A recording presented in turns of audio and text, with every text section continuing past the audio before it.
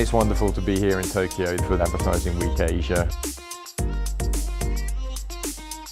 It's really enriching and valuable to go and be immersed in other points of view from the same industry. Industries are completely reinventing themselves. Distribution is changing a lot. A trend that we need to get ahead of is thinking about trust on digital platforms.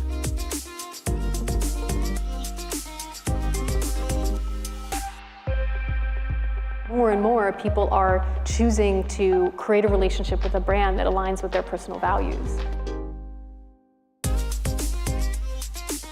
It's not about targeting, it's about being assistive.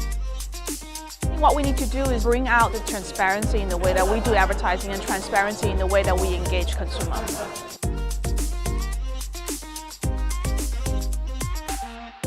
Advertising Week brings together like-minded people in a great environment. There's great content, there's great networking. It's a lot of fun. The world is moving fast around our industry, but when we get together and we learn from each other, that's when we get better and we take on anything.